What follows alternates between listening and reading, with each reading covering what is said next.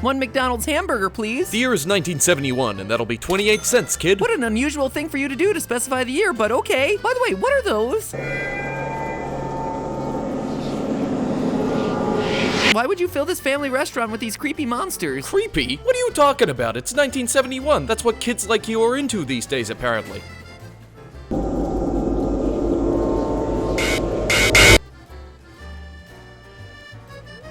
Hey kid, you alright? Sorry, I gotta go make a YouTube video. Yeah, I have no idea what that is.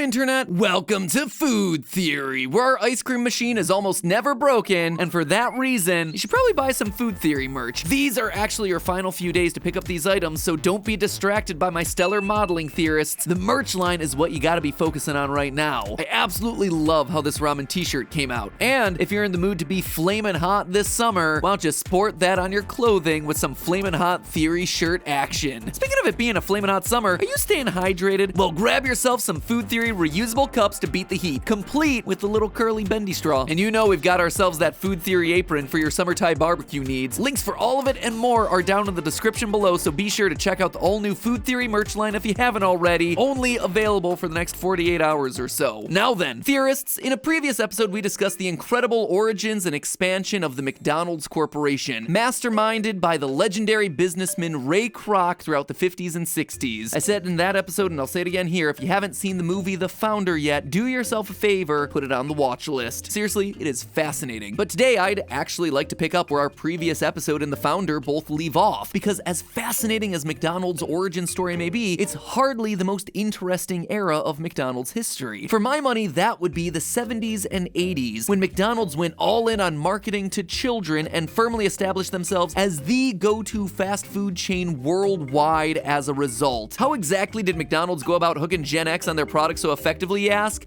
Illegal stuff. And the moral of today's story, friends, crime sometimes does pay. And it all begins with just one word: McDonaldland. Welcome, Eric, to McDonaldland. Dad, you all have come? Of course it's me, and all your other friends, too. Come on in and look around. Okay, so if you're a bit confused by what you just witnessed, don't worry, you're not alone. If you're a millennial of a certain age like yours truly, you probably remember bits and pieces of the McDonaldland era the way that you remember bits and pieces of a creepy dream. The fiberglass character statue of Ronald McDonald and his friends, the burger stools that were basically too slippery to sit on, the playgrounds where kids got to pretend that they were in jail for some reason. These were the McDonaldland parks, the predecessors of the Play Place ball pits and the Nintendo 64 kiosks that we all know and love today. And they were wildly successful at getting families to eat at McDonald's until they basically got sued out of existence, and not for the reasons that you might expect. See, when Ray Kroc began franchising McDonald's restaurants in the mid-50s, one of the first things he did was write a letter to Walt Disney. The two men actually knew each other from when they served together in the same World War I ambulance corps. Small world, right? At this point, Walt had just opened up Disneyland, and already the theme park was connecting with American families in a way that was undeniable. Kroc's letter expressed his desire to put McDonald's franchises inside Disneyland, but ultimately the two businessmen were unable to make the deal happen. Kroc, who wasn't exactly the type to take rejection lying down, started thinking about opening his own McDonald's theme park in LA. Ultimately, though, he settled for smaller McDonaldland parks at numerous franchises across the country, and the McDonaldland cast of characters, starring the definitely not creepy clown Ronald McDonald, were brought to life shortly thereafter in Saturday morning TV commercials. Ronald's gonna take you on a trip through McDonaldland. There's thick shake volcanoes, you'll even find a French fry patch. Ronald's friends in Gen 1 McDonaldland included the Professor, a mad scientist type whose shtick was thinking up inventions like the perfect burger, only to be reminded that McDonald's already has that. A hamburger! It worked. It worked. Well, almost. There was also Mayor McCheese and police officer Big Mac. Study harder and have a cheeseburger. Though it becoms quickly apparent that McDonaldland is in more of a Gotham City ineffectual legal system situation where those two don't really do a whole lot, and everyone just relies on the local clown to mete out his vigilante justice against the villains. So when you think about it, actually the exact opposite of Gotham City. The burger alarm! are. And let me tell you, there were a lot of villains. There was the Hamburglar, who naturally was a thief who stole hamburgers. There was also Captain Crook, a pirate who also steals food, but pretty much focused all his efforts on the filet-o-fish sandwich. And last, but certainly not least, there was the evil Grimace.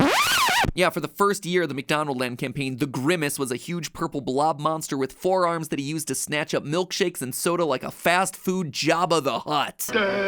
Where's the Coke? Where are the shakes? Now, on one hand, McDonaldland and Disneyland aren't even close to each other. Like, one is a world-class tourist destination spawned from one of the greatest entertainment minds of the century. The other is trying to sell you grilled pink goo in 30-second increments. I don't mean to be negative towards McDonaldland or anything, but it kind of has to be said. The characters are just downright creepy, and I don't think anyone's gonna disagree with me when I say that they don't achieve that same Disney magic. Don't forget to feed the wastebaskets, because they're hungry too. That's right, we are. And we'd like to ask a favor of you.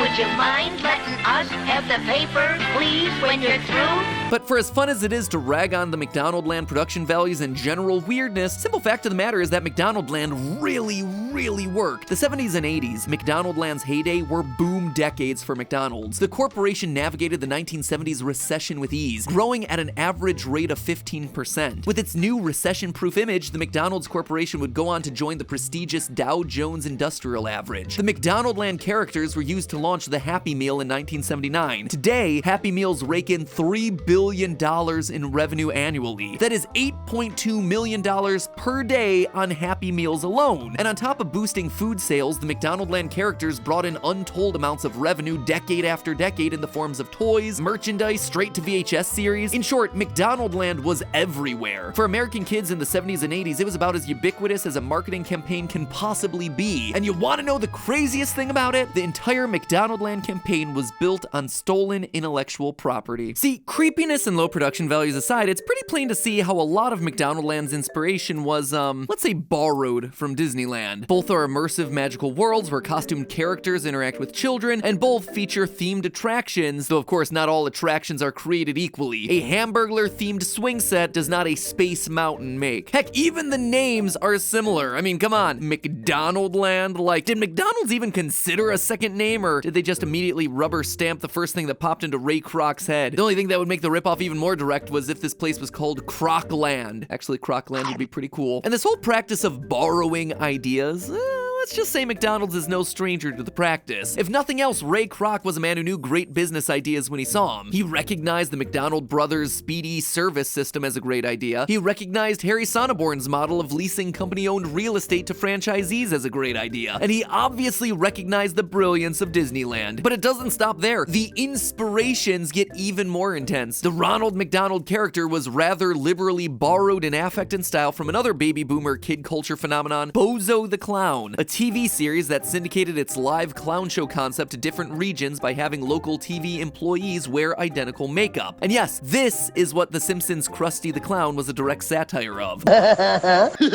One of those local TV guys was future national TV news icon Willard Scott, who McDonald's hired to recreate his version of the routine as the first ever Ronald McDonald, after some trial and error with the costume, of course. Mom told me never to talk to strangers. Well, your mother's right as always, but I'm Ronald McDonald. Give me a McDonald's shake.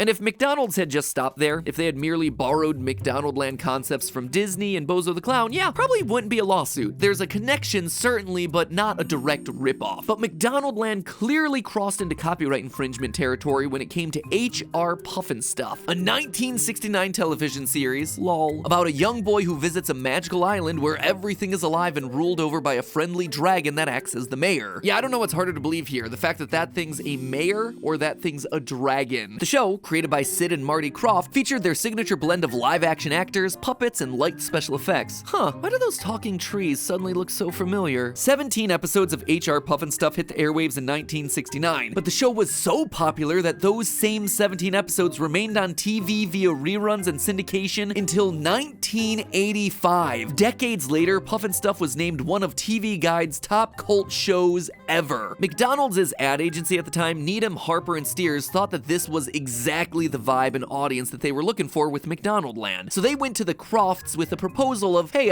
would you like to do the puffin' stuff thing again, but like this time everything is themed around hamburgers? And well, yes, some progress was made. The Crofts eventually got a call that the agency was gonna go in a completely different direction, which was a complete lie because the McDonaldland campaign hit TV just a few months later, and things looked a bit similar to puffin' stuff. Not with this magic potion I'm brewing. It's guaranteed to protect you from the witch's spells, and it's just about ready. Oh, my psychedelic electric hamburger machine will make the best hamburger in the world! Boom! Possible reason for the similarities? McDonald's ad agency straight up hired many of the same voice actors and production crew who'd worked on Puffin' stuff to perform more or less the same functions. Stand right side up. I am right side up. You're upside down. And they're upside down. No, Grimace, you are. The most egregious was Mayor McCheese. He looked like Puffin' Stuff, had the same job and uniform as Puffin' Stuff. Even his voice actor was doing the same voice as Dr. Blinky the Owl from Puffin' Stuff. You ought to know by now that all owls say who. What'll we do? Oh my, this is awful. To add insult to injury, McDonaldland even got a lucrative licensing deal with the Ice Capades, which, if you're not familiar, was a touring show where kids could see their favorite characters doing what they do best, triple axels on ice skates. This was a big deal because up until that point, the Crofts had always gotten the Ice Capades deal for themselves. This was too much for even a couple of mild-mannered puppeteers to take, and the Crofts did what had to be done. They sued McDonald's ad agency. Order! Hamburglar, what do you have to say for yourself?